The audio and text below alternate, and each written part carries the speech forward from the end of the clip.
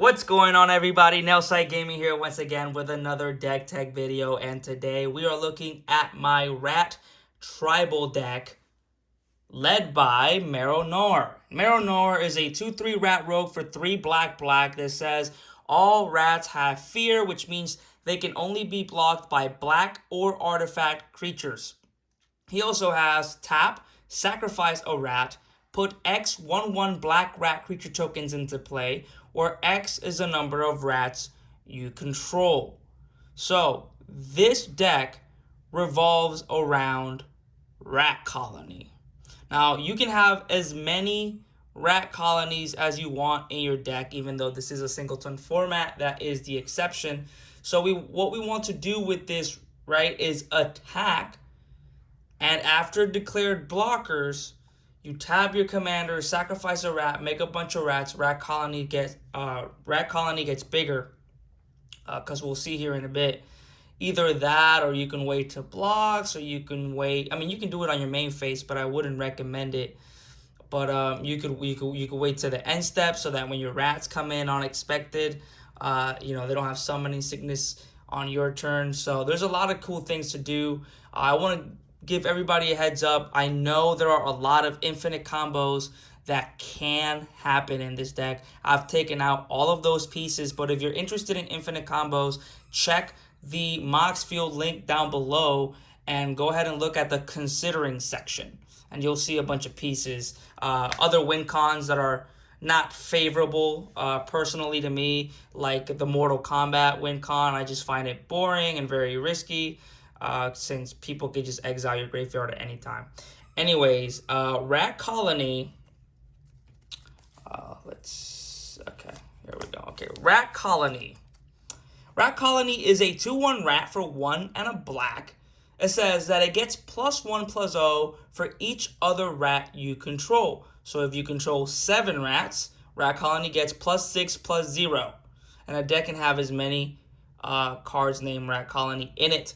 I run 23. You can run more, you can run less. I think 23 is a sweet spot for this personal build, but to each their own. You can make adjustments as you see fit. I happen to get all the foily ones for relatively cheap. If I wanted to go a little bit more expensive, I could have gone with the secret layer, but surprisingly and fortunate enough, I prefer this art. All right. Here's some rat support, or a little bit of, other rats. Also, if you're interested in the rats that are not in this deck or did not make the cut, the considering section, that Mox Field link will be awesome. And it'll be very helpful for you. Anyways, we have Piper of the Swarm. He's a 1/3 human warlock for 1 and a rat. So not a rat himself, but so flavorful, so on theme. Rats you control have menace. So making those rats harder to block with fear and menace just helps us out a ton. He also has pay 1 and a black, tap, create a 1/1 black rat creature token, works perfectly with our commander, and also has pay 2 black, tap, sacrifice 3 rats, gain control of target creature. So we're gonna make a ton of rats. So this is a salt piece. It is a very, very nice card in this deck. Ogre Slumlord is a ogre rogue, 3/3 ogre rogue for 3 black. Whenever another non-token creature dies, any non-token creature, even your opponents, you may create a 1/1 black rat creature token, and rats you control have Death Touch. So once again, harder for them to be blocked with Death Touch, menace, and fear. Also makes them a lot scarier when blocking, and you create a bunch of tokens, which really synergizes with our commander very well. All right, so Ink Eye's Servant of Oni is a 5/4 rat ninja for 4 black that has ninjutsu for 3 black. You can return an unblock the target you control to your hand and put this card into the battlefield from your hand tapped and attacking. So a nice little surprise.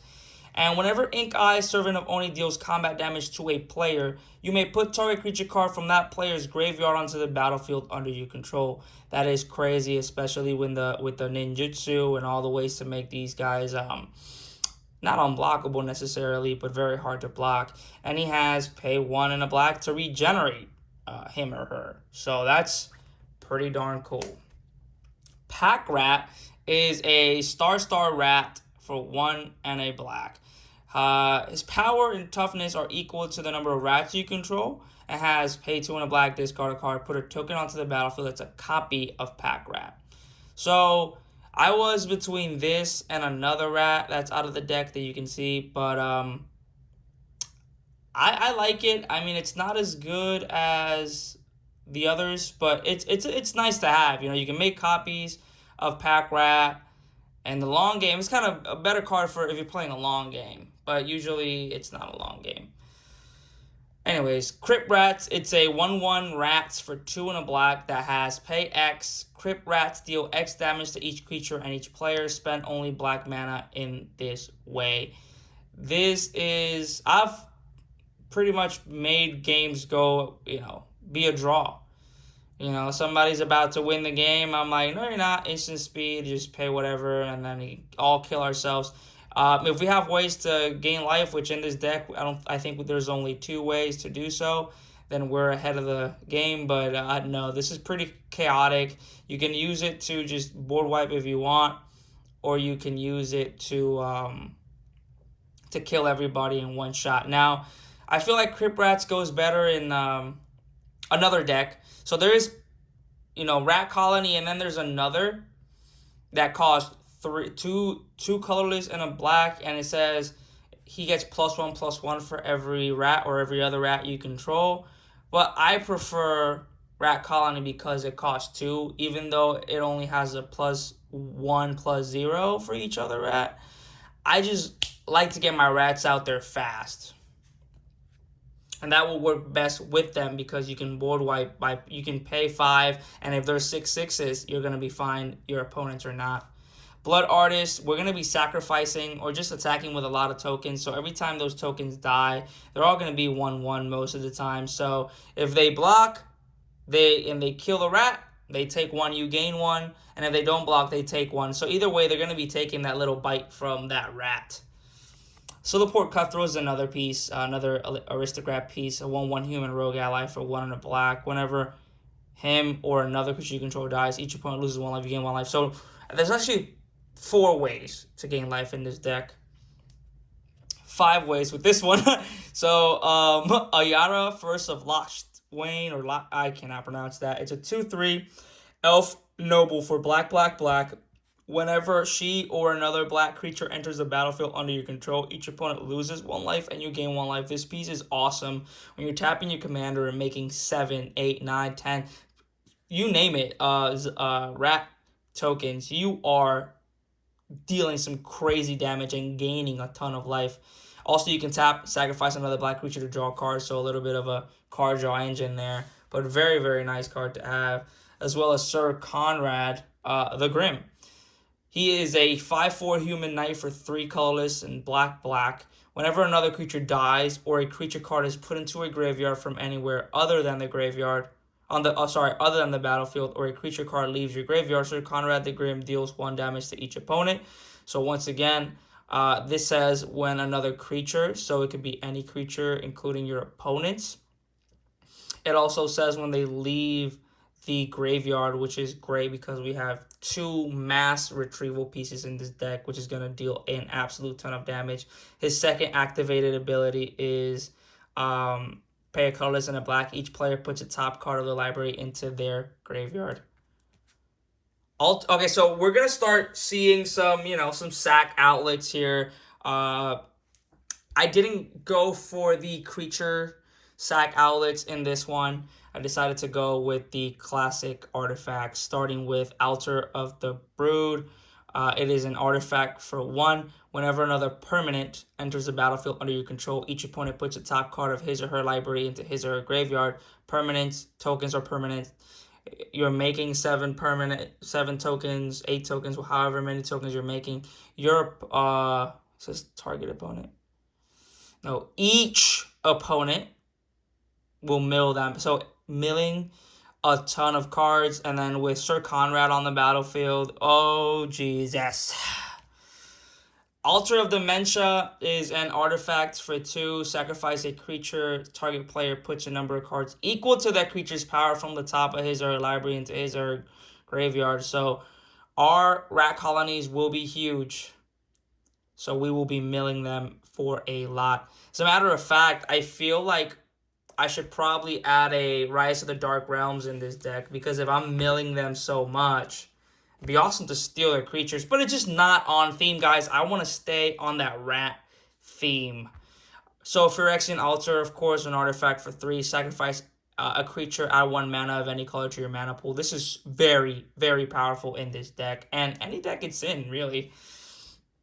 Ashnod's Altar is an artifact for 3. You can pay 0 or otherwise just sacrifice a creature to add 2 colorless mana to your mana pool. Play this ability as an interrupt. It's the same thing, but you're sacrificing a creature for 2 colorless instead of a colored mana. Skull Clamp goes in every single deck that you can, that could have it. I mean, this is super powerful. It is an equipment for 1. Equipped creature gets +1 +1/-1. Whenever a equipped creature dies, draw 2 cards. You equip for 1. I mean, these tokens now turn into pay 1, draw 2. Are you kidding me? I mean, not only the tokens, the rat colonies have 1 toughness. So if you really wanted to, you could. And this is just crazy card advantage.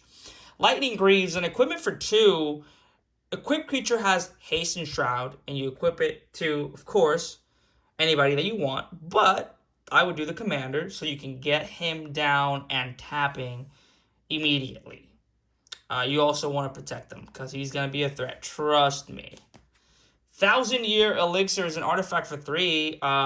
Activated abilities of creatures you control can activate as if they had haste. You can tap a colorless and tap it to untap target creature. So tap Marrow, pay 1, tap this, untap Marrow, do it again. Like I said, there's a bunch of ways to go infinite with cards. I took them out. I feel a lot more satisfied when I get 2-3 uses out of the rat tapping, Marrow Nora tapping, rather than being like, alright, I make infinite rats, and this is infinite power. Nah. I'd rather do that, And that is not a combo piece in this deck. It is in every other deck, but this is what I mean by, I could get enough mana to maybe get 3-4 Staff of Domination activations, which would, I'm not saying it won't put me ahead of the game, but my opponents still have a chance of surviving, There's no way for me to do infinite mana in this deck, so therefore I cannot get infinite Staff of Domination triggers, and I'm okay with that. Definitely okay with that. But it is still here because it's very useful, especially with some of the lands and ramp pieces that we have in this deck. Thrumming Stone is probably the MVP in this deck. Now, when I bought this card, it was $50 about 3 months ago. Then it got reprinted in Double Masters 2022, and this just dropped in price, which is good because now it's accessible. You guys can get it. It is a legendary artifact for 5 that says, spells you control have Ripple 4. Whenever you play a spell, you may reveal the top 4 cards of your library, and you may play any revealed cards with the same name as this spell without paying their mana cost, but the rest at the bottom of the library. So you can see how this can go off with Rat Colony. You can also see how this card wouldn't really do well in a lot of other decks unless you're running cards like Rat Colony that you can run multiple copies of. However, this is the MVP. With 23 Rat Colonies in the deck, it is extremely highly likely. We're talking 25%, almost 25% of the deck is Rat Colony, and you're revealing 4, which is, you're gonna get Rat Colonies. And if you whiff, you whiff, but then you just play another from your hand, or it has to be cast, but still, it's crazy. You could get all your Rat Colonies out on the battlefield in 1 turn. Thing is, a board wipe would really set you back. We have 2 ways to bring things back from the graveyard. And there was a win con in this deck called Mortal Kombat that if you had 20 or more creatures in your graveyard, by the time your upkeep gets it, you win. But nobody wants... Mortal Kombat's on the battlefield. If your opponents have enchantment removal, it's going to go away. And if they're holding on to any graveyard hate or graveyard exile like Bajuka Bog or whatever it may be, they're going to use it on you immediately. There's no other way. I just don't like it. It makes you a target. If this wasn't enough to make you a target, that makes you an even bigger target. So just like this does. Coat of Arms, an artifact for 5. Each creature gets +1/+1 for each other creature on the battlefield that shares at least one creature type with it. So, same thing as Rat Colony, except it's +1/+1, not +1/+0, and it's just a double dipping effect. So, yeah, think about that. So you have 10 rats, that's +9/+0 ++9/+9, so that's +18/+9. Your rats are already, well, what are they, 1/1s? So that's 20 10s, 20 power, 20 toughness on each rat. On each rat colony, that is. And then your tokens just get huge. Yeah, this is just awesome for any tribal deck that wins by combat damage.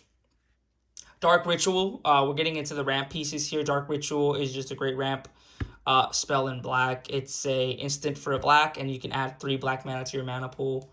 Soul Ring, because why not? Arcane Signet, we know it.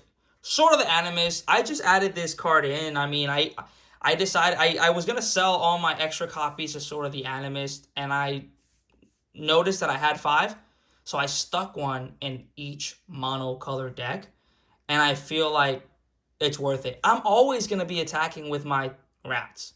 It's just the way this deck works. So whether I'm blocked or not, they're going to die because their toughness is 1, more than likely.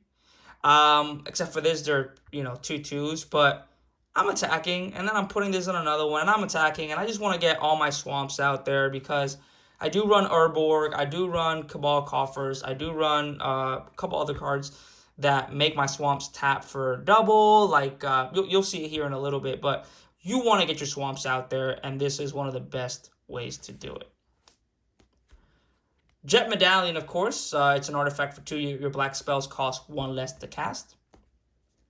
Helm of Awakening is an artifact for 2 that says all spells cost 1 generic mana less to play. So this includes your opponents, guys.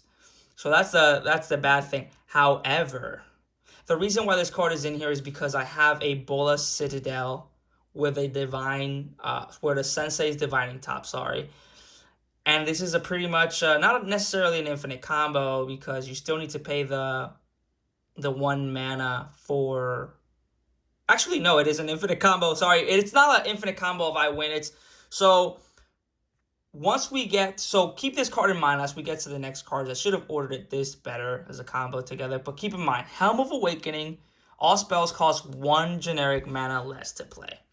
Herald's Horn is an artifact for 3. As enters the battlefield, you choose rats. Creature spells you cast of the chosen type cost 1 less to cast. And at the beginning of your upkeep, look at the top card of your library. If it's a creature card, you may reveal it, put it into your hand. This is a great card in any tribal deck, especially in this one since rat colonies just cost 2 mana. Bonsu's Monument, once again, legendary artifact for 3. Black creature spells I cast cost 1 less to cast. Whenever you cast a creature spell, each opponent loses 1 life, you gain 1 life. So another way to gain life in this deck. Crypt Gas, I mean, you should add this to every single mono black deck that you have.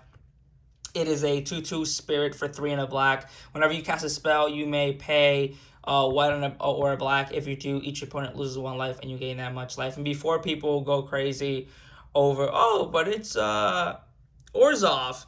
If it's in parentheses, this does not count as the color identity of the card. So no, it's a mono black card. Whenever you tap a swamp for mana, add black to your mana pool in addition to whatever it already does. So just swamps for double, of course. So, okay, so you know what? Let's just get to it. So, Bola Citadel, which we see here, we're going to see it here pretty soon, which, okay, it's going to be a while. But Sensei's Divining Top is an artifact for 1. You pay 1, look at the top 3 cards of your library, then put them back in any order, right? But we can do that all day, every day.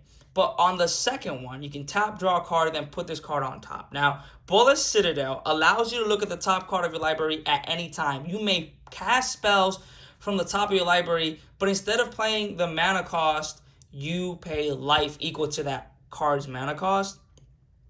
So, but if you get a land and you've already played a land for that turn, then you're stuck, right? With Sensei's Divining Top on the battlefield and Helm of Awakening, right? Let's say I get a land on top and I'm stuck. Or there's just a card I don't like. and I just don't want to play it at this very moment. Tap Sensei's Divining Top, draw that card, so now you have a new card to reveal. This goes on top. So now you reveal Sensei's Divining Top. It costs 1. You're supposed to pay 1 life, but because Helm of Awakening is out, you don't. So you pretty much decide what's on top of your library, and you can, as long as you have the life for it, you can continue to cast those spells by paying life instead of mana, which is awesome. Dark Confidant. So we're getting into the card advantage package here. He is a 2/1 human wizard for 1 and a black that says, at the beginning of your upkeep, reveal the top card of your library, put that card into your hand. You lose life equal to its converted mana cost. So, yeah, pretty risky sometimes. If I were to cut a card and switch out, I might consider this. This is an amazing, amazing card. But I need to have some way to gain life. I mean, I have a couple ways, but I need to have them set up already. Now, honestly, what I do is I use it for the first couple turns, and then I find a way to kill it so I don't keep taking damage. All right, so Black Market Connections goes in every deck that has black, in my opinion, depending on the meta you're in. Obviously, if you're playing casually or mid power to high power, I would definitely do this. CDH, stay away from it. It is an enchantment for 2 and a black. At the beginning of your pre-combat main phase, choose 1 or more. Sell contraband, create a treasure token. You lose 1 life. Sure, let's do it. Buy information, draw a card, you lose 2 life. Sure, let's do it. Now, hire a mercenary, create a 3/2 colorless shapeshifter creature token with changeling, you lose 3 life. Now, that one depends on the situation. You don't want to be paying 6 every single turn unless you have ways to gain life once again, which we do. But I'm going to focus on first and second for the most part. This is, ever since this card came out, I took out Phyrexian Arena of almost all of my decks and replaced it with this. In my opinion, it's just better. And yeah, you can make rats too, so that's a plus. Not the best way to make rats in this deck, but yeah. Necropotence with that ugly white border, my only copy with the white border. But enchantment for black, skip your draw phase. Whenever you discard a card, remove that card from the game. You can pay 1 life, set aside the top card of your library, put that card into your hand at the beginning of your discard phase. So just probably the best card in this format. For drawing in black, I believe it's just crazy good. I mean, the things you can do with this, just insane. Thrumming Stone and this, just draw a bunch of cards and hope there's like 4 or 5 of them. Remember, Thrumming Stone with Rat Colony, if you play 2, that's 2 abilities on the stack. The first one resolves, you whiff. Second one resolves, you don't whiff. And then the train just keeps going. Species Specialist is a 2/3 human warrior for 2 black. As it enters the battlefield, choose a creature type. Whenever a creature of the chosen type dies, you may draw a card, including tokens. So sure, why not? Let's draw some cards. Grave Pact. When these rats die, all right, don't get ahead of yourself. Enchantment for 1 black. Whenever any creature you control is put into any graveyard, each other player sacrifices a creature. So yeah, this is a pseudo board wipe in our favor, kind of. I mean, sacrifice 5 rats, which we can do very easily, and then all of your opponents each sacrifice 5 rats. So here is 5 creatures. Here's Bola Citadel, the legendary artifact for 3 black that does what it does. Worst case scenario, you tap, sacrifice 10 non-land permanents, and each opponent loses 10 life. Yeah, so, late game, you have a bunch of rats. Maybe your opponent isn't letting you attack or whatever. Or let's say he's got 10 life and he's about to board wipe. And you're like, I got a response. Tap, sacrifice these rats. Boom. All of you guys either die or, could change the game drastically. My only board wipe in this deck is Toxic Deluge, a sorcery for 2 and a black. It's an additional cost to cast Toxic Deluge, pay X life. All creatures get -X until end of turn.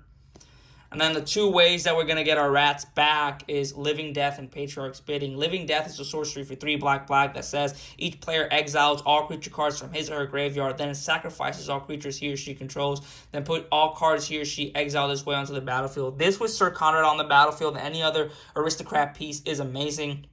However, that will not work. Because each player exiles all creatures. So what I mean, that's going to be great. That's going to apply to Patriarch's Bidding, but not this. So what I meant to say was, what you want to do is you want to sacrifice all your creatures to gain some sort of benefit before you play this, and then you play it and get all your creatures back. That's the best way to do it. And then with Patriarch's Bidding, it's a sorcery for 3 black. Each player chooses a creature type. Each player returns all creature cards of a type chosen away from the graveyard to the battlefield. So yeah, this is a definitely win con in this deck with a card that you guys will get to see very soon. But it's just a way to get our rats back once they die. I mean, we want those rat colonies, and people will be taking them out. So Plague of Vermin is just a big flashy spell. So sorcery for 6 and a black. So 7 mana, pretty hefty. Now, there is a way for this card to not be good, but people never catch on to it. So starting with you, each player may pay any amount of life. Repeat this process until no one pays life. Each player puts a 1/1 black rat creature token into play for each 1 life he or she paid this way. So, you might just get 1 use out of this if your opponents are like, I don't want to pay any life. And then you have a ton of rats and they have none. It's a very fun card to play. But if they decide to pay a ton of life and make a ton of rats, sure, they have some blockers, but now they have a lot of creatures that can die. And with your aristocrats, and they've already taken a bunch of life. They've already paid a lot of life to get those rats onto the battlefield. And then with your aristocrat pieces and just a board wipe, which makes me think maybe I should add another board wipe. But nah, Grave Pact and Toxic Deluge should be enough. Maybe a meat hook massacre, maybe, but maybe when it comes down in price, because I'm not spending that much money on another board wipe. But anyways, Plague of Vermin is such a fun card. I mean, so flavorful on theme. That should be on a shirt. Flavorful and on theme. I don't know. Anyways, yeah, it's a high cost, but I wouldn't take it out of this deck. Great Merchant of Asphodel is one of the best win cons in this deck. Especially, he is my very favorite way to win a game of Magic. I have no idea why. But yeah, he's a 2/4 zombie for 3 black. When he enters the battlefield, each opponent loses X life or X their devotion to black. You gain life equal to life lost this way. I love to get him in the graveyard and just get him back. I just love to do that. And yeah, it's just a really fun card, really fun way to win, in my opinion. Probably not so much fun for my opponents. Here we have some tutors. Profane Tutors are sorcery with suspend 2, 1 in the black, and then you put 2 counters on it. At the beginning of your upkeep, you remove a counter. And 1 second. You remove a counter, and then when those counters are gone, then you can cast this for free, technically. Search your library for a card, put that card into your battlefield, and shuffle. So it's kind of a delayed demonic tutor. Vampiric Tutor is an instant for a black. Search your library for a card, then shuffle your library and put that card on top of it. You lose 2 life. Scheming Symmetry, you're helping somebody else out, but it's a very political card. I love it. It's a sorcery for a black that you choose 2 target players. Each of them searches the library for a card and shuffles the library and puts that card on top of it. So you would choose yourself and somebody else. Demonic Tutor, of course. Diabolic Intent. Same thing as Demonic Tutor, but you have to sacrifice a creature, which we don't really care. Grim Tutor, of course. And then Land Package, Urborg, of course. Cabal Coffers, Cabal Stronghold, Vesuva, Thespian Stage, Nykthos, Phyrexian Tower, and Swarmyard, which is pretty interesting. It can tap and add a colorless mana or tap to regenerate target insect, rat, spider, or squirrel. And then I am running 22 foily basic swamps. Yeah, guys, so that is my rat colony, rat tribal deck. So if you guys like it, please leave a like, leave a comment telling me what you think I should add to this deck and if you liked it. Anyways, guys, until next time, thank you so much for watching.